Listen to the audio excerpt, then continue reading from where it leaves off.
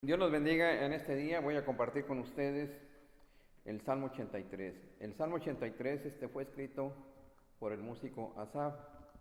Y este salmo se puede aplicar a varias circunstancias en la historia del pueblo de Israel.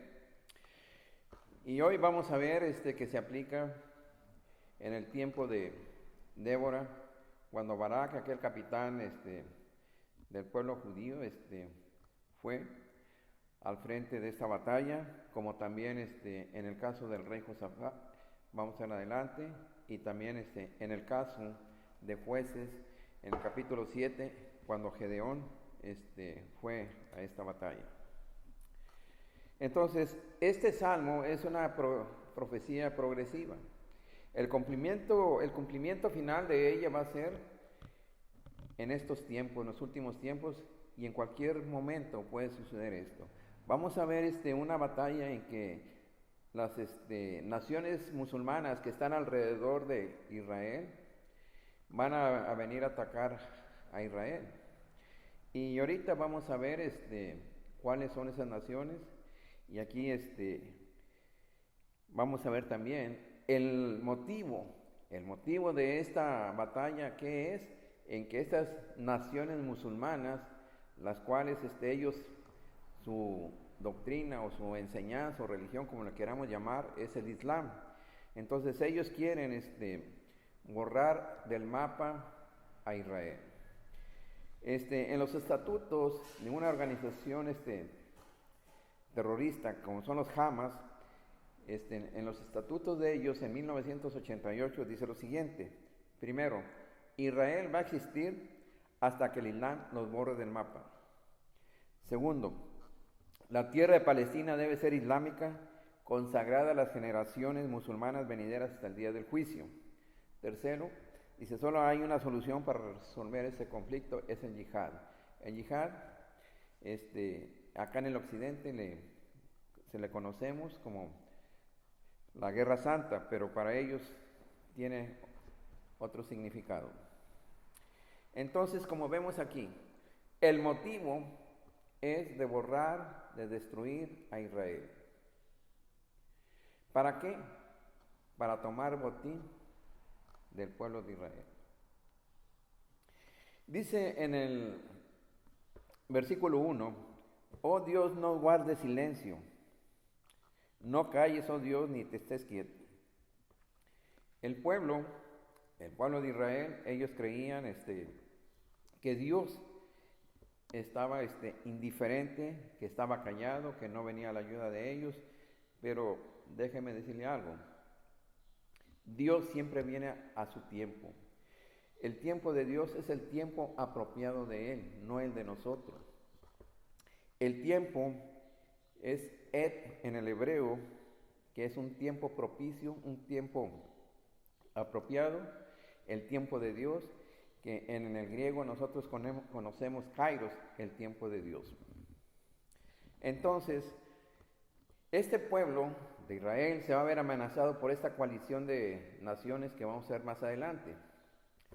Entonces, dice, no estés quieto, no estés en silencio.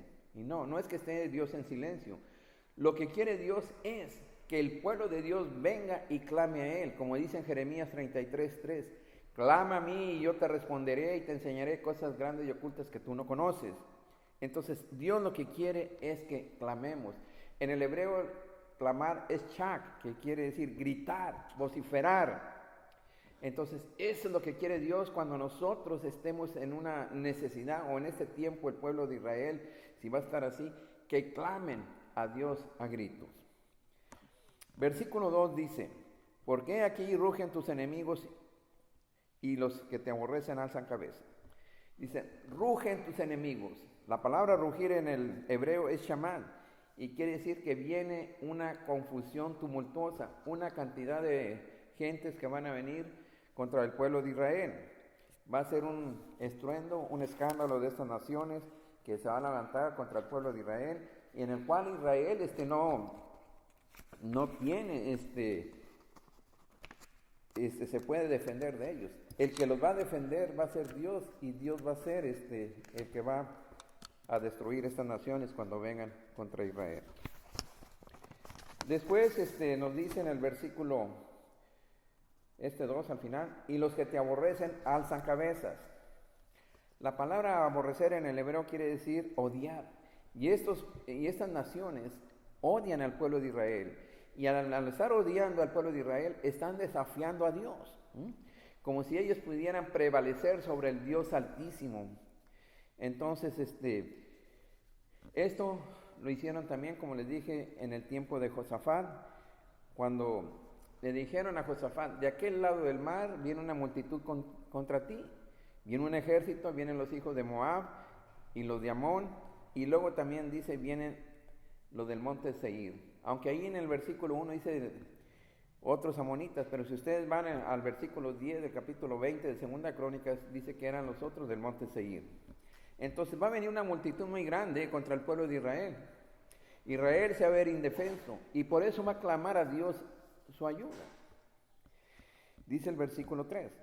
Contra tu pueblo han consultado astuta y secretamente y han entrado en consejo con tus protegidos.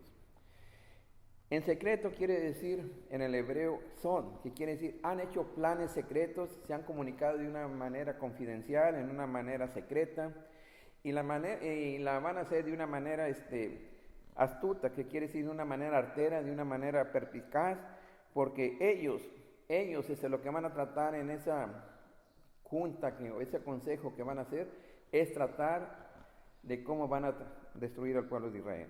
Pero hay una cosa que estas gentes no saben o se los olvidan si es que lo saben, porque si ellos dicen que conocen parte de la Biblia, porque a veces usan unas cosas, entonces el Señor le dijo al pueblo de Israel, a los que te bendijeren, yo los bendeciré. Le dijo a Abraham, a tu descendencia, los que te bendijeren, yo los voy a bendecir, pero los que te maldijeren, yo los voy a maldecir.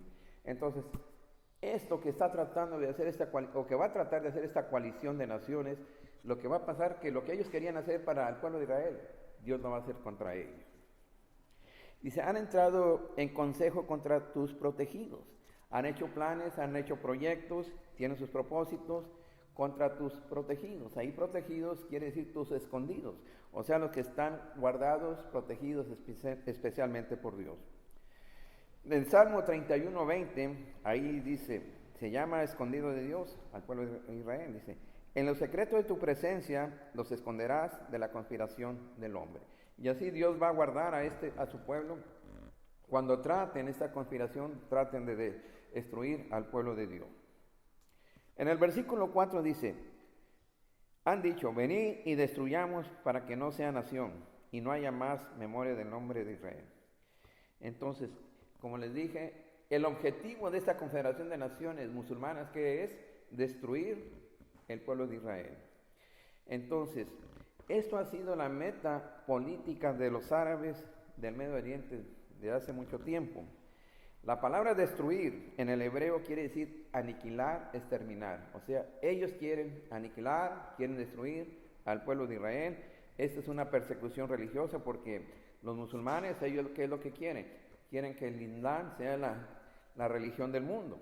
Y sabemos que es una religión en que, primeramente, el Islam quiere decir sujeción, es lo que quiere decir.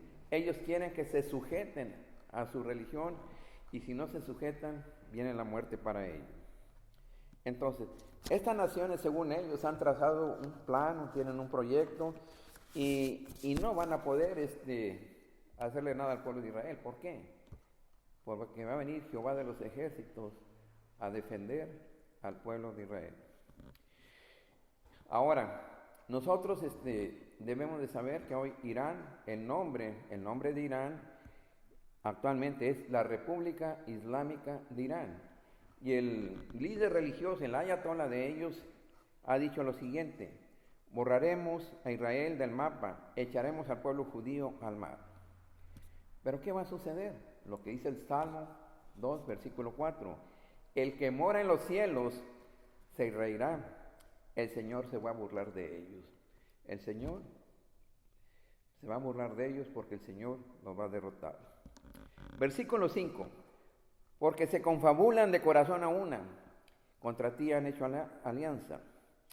Vamos a ver aquí en el versículo 3 y 4, más adelante, las naciones que se van a confabular contra ellos.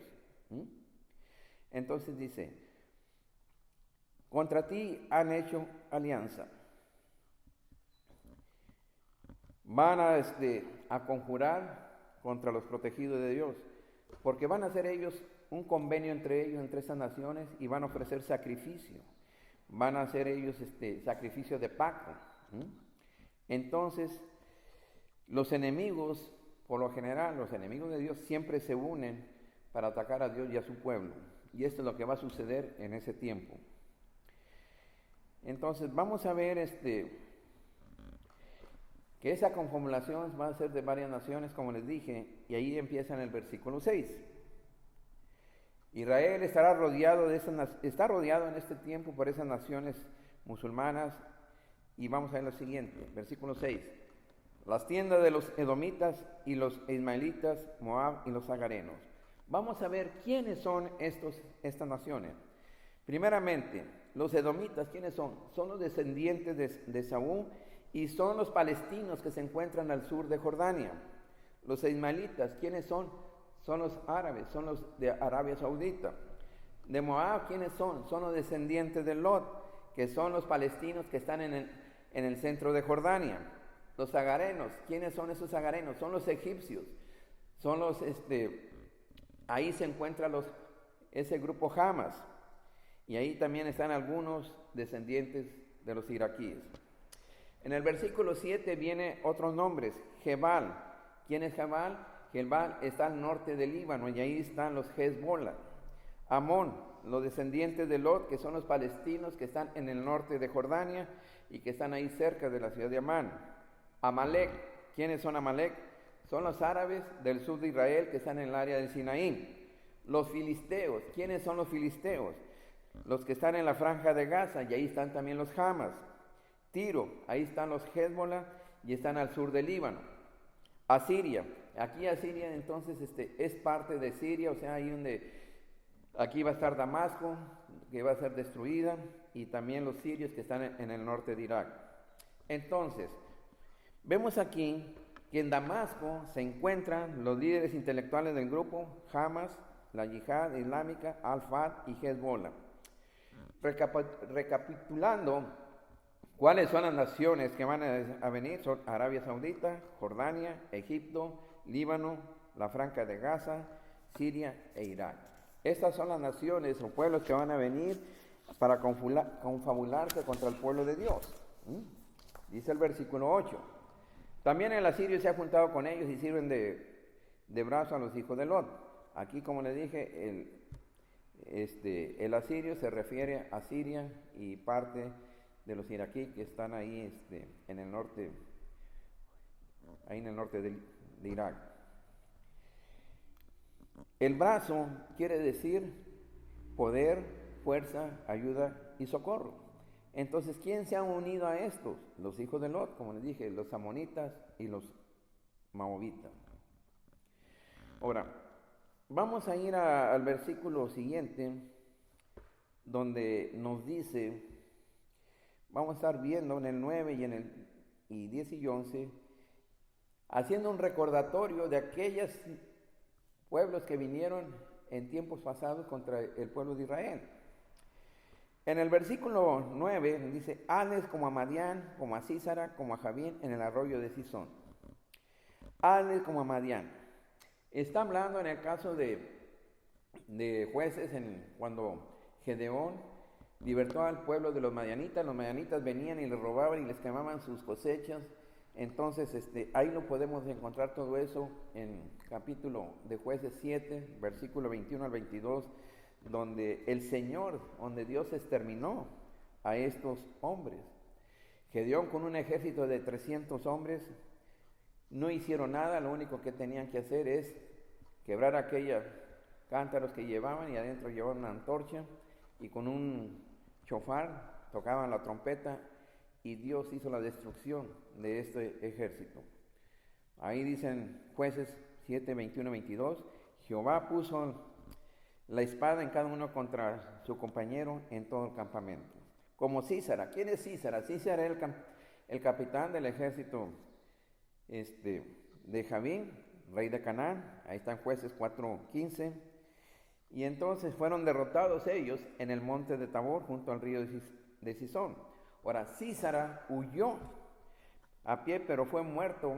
¿Por quién? Por Jael, la mujer, la esposa de Heber, el ceneo. Está ahí, Jueces 4, versículo 21-22. Como a Jabín en el arroyo de Cisón. Así Dios abatió aquel día a Jabín, rey de Canaán, delante de los hijos de Israel. Como vemos, todo esto fue Dios el que hizo todo, y así va a pasar en esta guerra. Dios es el que va a actuar y va a destruir a estas naciones que vienen contra el pueblo de Dios. Porque es una multitud. Israel se va a encontrar indefenso, pero Dios por nosotros, ¿quién contra nosotros? Versículo 10 dice, que perecieron en Endor, donde fueron hechos como estiércol para la tierra. Endor se encontraba a 70 kilómetros al sur de Azor, y esto, como les dije, se refiere a la derrota que Gedeón les dio a aquellos madianitas que están acampados en Jezreel, al pie del monte Gilboa, ahí cerca de Tabor.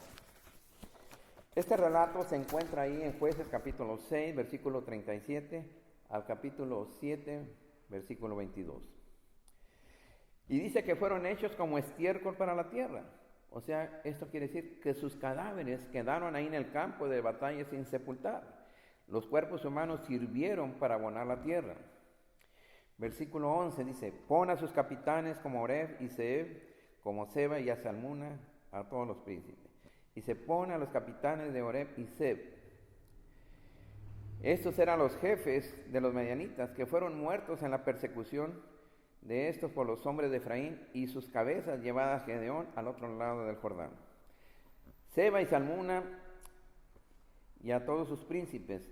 Esos eran los reyes de Madián que acamparon en Calcor con 15,000 hombres, a quienes Gedeón atacó y derrotó ahí, tomando prisioneros a estos reyes, y luego descubriendo que los hermanos de Gedeón fueron muertos por ellos, entonces los mató a ambos, como dice ahí en Jueces capítulo 8, versículo 10 al 21.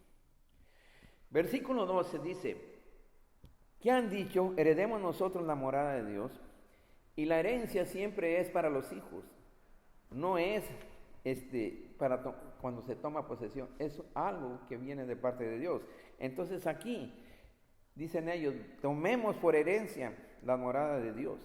Heredar en el hebreo es nahal, y quiere recibir por posesión o tomar por herencia algo, en este caso de parte de Dios.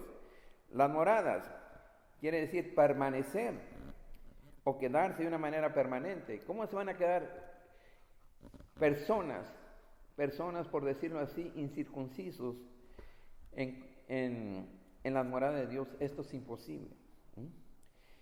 Entonces, casi fue las mismas palabras que pronunció el rey Josafat cuando vinieron aquellos tres ejércitos contra él, en Segunda de Crónicas, capítulo 20, versículo 1, donde en el versículo 11 dice, he aquí ellos nos dan el pago viviendo a arrojarnos de la heredad que tú nos dices en posesión. Y esto es lo que van a querer hacer estas naciones musulmanas, pero Dios no lo va a permitir. Una de las cosas que ahí muy importante, interesante, es en el capítulo 20 de Segunda de Crónicas. Ahí viene hablando lo que hizo el rey Josafat cuando le dijeron, viene una multitud contra ti. Pero después en el versículo 12 habla una oración tan pequeña, dice Josafat, muy poderosa, dice, Señor, ¿no los juzgarás tú? Nosotros contra esta multitud no podemos, solamente volteamos nuestros ojos hacia ti. Y esto es lo que va a pasar en ese tiempo. Cuando vengan aquellas naciones contra el pueblo de Israel, ¿qué es lo que van a tener que hacer? Clamar a Dios y voltear a sus ojos hacia Dios, pidiendo la ayuda y la intervención poderosa de Dios, y Dios nos va a ayudar, y eso es lo que quiere Dios, que clamen. Hoy en este tiempo nosotros estamos viviendo cosas muy, muy difíciles, y vemos lo que está sucediendo en el mundo, lo que está sucediendo en nuestra nación. Necesitamos hoy voltear nuestros ojos hacia Dios. Nuestra nación ha sido grandemente bendecida por Dios, pero a la vez también esta nación nos hemos alejado de Dios. Vemos tantas cosas que se han permitido que van en contra de lo que Dios ha ordenado. Y entonces sabemos que si se sigue así, pronto va a venir la destrucción de esta nación. Versículo 13 dice: Dios mío, ponlos como torbellinos, como hojarascas delante del viento. Torbellino quiere decir un polvo de tierra en remolino. Hojarascas son las hojas caídas, secas de los árboles. ¿Qué es lo que está hablando esto? Está hablando de imágenes de la impotencia y la vanidad de estas naciones. Hoy también nuestra nación es una nación poderosa que Dios la ha bendecido grandemente, pero nosotros nos hemos creído que somos poderosos por nosotros mismos, que por nuestro ejército, por nuestra economía, por lo que queramos decir. Pero ¿saben qué? El poder ha venido de Dios. Y si nosotros no nos humillamos ante Dios, va a pasar lo mismo con nuestra nación. Entonces, tenemos que tener mucho cuidado nosotros en estos tiempos, porque son tiempos de gran necesidad y sobre todo de buscar a Dios. Ahorita, como dice la palabra de Dios, buscar a Dios mientras que pueda ser encontrado, ser hallado. Va a llegar un tiempo en que no va a ser hallado, sí. Dice el versículo 14 y 15: como fuego que quema el monte, como llama que abraza el bosque, persíguelos así con tempestad y atérralos con tu torbellino. Persíguelos como tempestad. Le está diciendo el salmista que el objetivo es que venga la ira divina de ellos. ¿Pero para qué? No para exterminar o destruir este puerto. Dios viene todo esto. Lo que quiere es que este pueblo se arrepienta y que sean redimidos. Pero sabemos que eso no va a suceder porque ellos están en contra de Dios. Pero Dios aún en esto está tratando que vengan al arrepentimiento. Y dice: atérralos, espántalos con un torbellino, a ver si así ellos se dan cuenta que están luchando en contra de ti y que necesitan arrepentirse. Versículo 16 dice: llena sus rostros de vergüenza y buscan tu nombre, oh Jehová. Ahí la palabra vergüenza en el hebreo es ilim, que quiere decir humillar, afrentar. Señor, humíllalos, afréntalos, para que ellos se avergüencen. Y entonces, si ellos se humillan, puede hacer que se vuelvan hacia ti. Sin embargo, podemos ver que la vergüenza siempre es el principio o el comienzo de una conversión. Y esto es lo que decía el salmista, que como les decía, no es destruirlos, no aniquilarlos, sino que vengan al conocimiento de Dios y al arrepentimiento. Pero sabemos que eso no lo van a hacer estas naciones y por lo tanto Dios va a venir a destruirlos, a exterminarlos. Dice: y busquen tu nombre, oh Jehová, que sean confundidos en todos sus intentos contra Israel, que vean que tú lo que haces y lo que tú puedes hacer cuando tu nombre es invocado. Y entonces dice: para que invoquen tu nombre. Los hombres en general siempre tienen un sentimiento de destrucción continua. Nos dice el Salmo 83, versículos 17 y 18. En el versículo 17 dice: sean afrentados y turbados para siempre, sean deshonrados y perezcan. La afrenta en el hebreo es cherab o jerpá, que quiere decir vergüenza, deshonra, perder el respeto, perder la dignidad. Hazlos que tengan esa vergüenza y entonces que ellos dejen de seguir su doctrina, seguir sus ídolos. En este caso, seguir a Alá y creer en Mahoma, y entonces empiecen a buscar a Dios, que empiecen a buscar al Señor. Turbar quiere decir en el hebreo acá, que quiere decir pertúrbalos, atorméntalos, aflígelos, inquiétalos, agítalos. Entonces, hazlo que alteren su estado natural para que vengan al conocimiento de Dios. Dice: deshonra, en el hebreo es perder la dignidad, perder el respeto. Ahora, como le dije, ninguna de estas secreciones se refieren a que estos hombres sean exterminados, sino que vengan a la sumisión y la rendición de Dios. Versículo 18: y conozcan que tu nombre es Jehová, tú, solo Altísimo sobre toda la tierra. Que estas gentes conozcan estos ejércitos conozcan que tú eres el Dios Altísimo. Tú eres el Elión.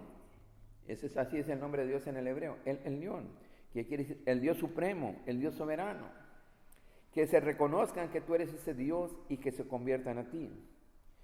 Y para terminar este mensaje, quiero decirle, esta guerra en cualquier momento va a suceder. Esta guerra es previa a la guerra de Gog y Magog, que nos habla ahí en Ezequiel 38 y 39. Y cuando esta guerra suceda, es para lo que sigue la siguiente guerra de Gog y Magog. Ahora, debemos recordar, la guerra de Gog y Magog no es la misma que nos dice ahí en el versículo 19 del capítulo, en el capítulo 19 de Apocalipsis. Esa es otra, son diferentes todos los lugares y los personajes que van a intervenir. Entonces, nos dice, la guerra del Salmo 83 va a producir la paz de Israel, profetizada en Ezequiel 38. Casi todos los ejércitos de las naciones musulmanas del Medio Oriente van a ser aniquiladas en esta guerra, y como les dije, van a ocurrir antes de la tribulación. Entonces Israel se va a extender y va a crecer, y es cuando después Rusia ve todo esto y va a venir a atacar a Israel en la guerra de Gog y Magog. Ahora, en cualquier momento puede ser el rapto de la iglesia. Y para terminar, lo siguiente. Lo importante de todo esto es lo siguiente. Primeramente, tú como creyente, ¿de veras estás esperando a Cristo? Si es así, gloria a Dios, síguelo esperando y sigue viviendo en santidad. Si no estás listo y quieres estar listo, ahorita voy a hacer una oración para ti. Pero si tú eres de la iglesia, esa iglesia tibia, prepárate, esfuérzate para estar listo cuando venga el Señor por tu iglesia, porque en cualquier momento viene. Ahora, si tú no estás listo y quieres estar, haz la siguiente oración. Di, Señor Jesús, yo me arrepiento de mis pecados, te pido perdón por ellos. En este momento abro mi corazón para que, Señor Jesús, entres en él y te acepto, te recibo como el Señor y Salvador de mi vida. Solamente ahora ayúdame a vivir en santidad en el nombre de Jesús. Si haces esta oración, tú eres salvo, y si la has hecho, comunícate con nosotros ahí en los teléfonos e email que salen en la televisión. Dios los bendiga y hasta la próxima.